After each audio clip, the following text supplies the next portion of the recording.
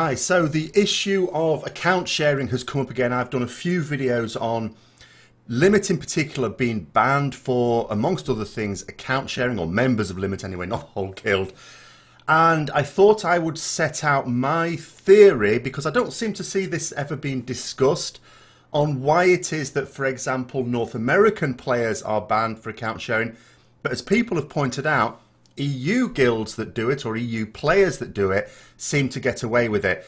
Now, people are, including the people very much involved themselves, pointing to some sort of favouritism. Now, that never made any sense to me, because why would a North American company favour European players over their own compatriots? Doesn't make a lot of sense. Now, I have a theory about why this is, which I'd just like to explain here. And I've said it before, but I'm going to sort of explain why my thinking is this way. My thoughts are that although account sharing is very clearly against the terms of service that you sign freely of your own free will when you open up a Battle.net account, create a World of Warcraft license, that it's not actually enforceable in the EU. A few years ago, Steam fell foul of the European Court. Now, let me take you back just very briefly to it. I've grown up with computer games going from being on cassettes that took 10 minutes to load to now having digital games. And I don't know about other parts of the world, but what's very popular in the UK is you can buy a game. Games cost such a lot now. Single player games I'm thinking primarily of.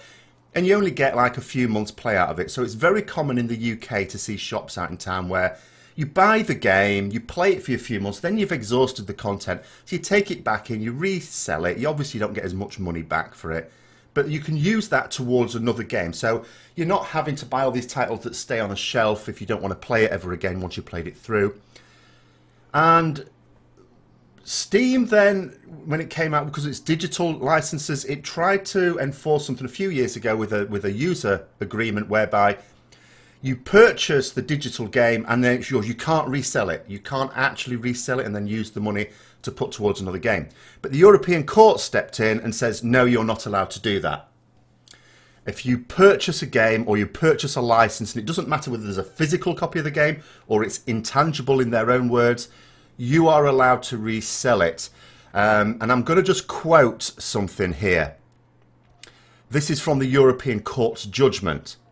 Where the copyright holder makes available, so this would be Blizzard in this case, I'm applying this to account sharing, makes available to his customer a copy, tangible or intangible, and at the same time concludes in return form payment of a fee, a license agreement granting the customer the right to use that copy for an unlimited period, that right holder sells the copy to the customer and thus exhausts his exclusive distribution right. Such a transaction involves a transfer of the right of ownership of the copy. Therefore, even if the license prohibits a further transfer, which it does, the right holder can no longer oppose the resale of that copy. There is one condition, however. If you resell a license to a game, you have to make your copy unusable at the time of resale. Now, remember, I'm not a solicitor, by the way, as well. But what that basically means is, if Blizzard sell you a copy of the game World of Warcraft, okay, and then some period after you decide to sell your account to someone else, they cannot oppose that. We know that's illegal. You cannot sell your account, according to Blizzard. But according to the European Court, you can. So if I wanted to sell my account, my license, World of Warcraft, to someone, then I am entitled to do that. Blizzard could ban that account, but then the person who buys it could just go to the European Court, and the European Court would say to Blizzard, you're not allowed to do that. And they can cite precedent because here is a judgment. Now, here's where it can get a little bit muddy, because with the account sharing, you're not selling an account to somewhere else. You're sort of letting someone else use it and you still sort of want it. Whether that muddies the waters or not, I don't know. It could be argued that what you're doing with account sharing is you're saying, here, have this account. And then, you know, as if you're selling it, you can sell it for like a handful of jelly beans, doesn't have to be for cash. And then they could sell it back to you a week later after progress or something. And that would seem to be backed up by this judgment.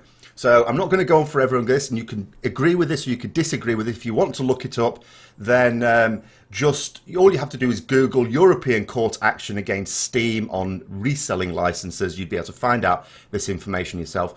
But this is the basis of my theory. It's not been tested as such. There might be something that is different about a World of Warcraft license in some respect that, you know, wouldn't make it part of this judgment, but I don't really see what that would be.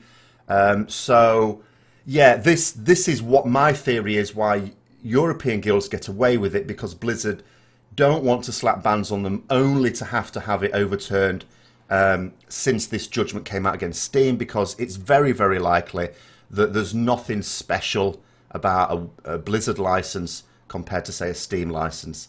And although this judgment was made specifically against Steam, they don't mention it in their judgment. They're talking about games in general, digital games in general.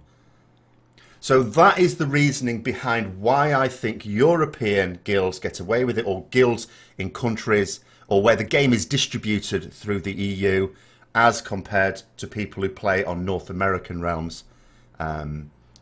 So let me know what you think below in the comments below. Hopefully that's this story done for another tier finally, but we will see. I hope you enjoyed it. If you did, don't forget to subscribe for further content. And until next time, I'll see you later.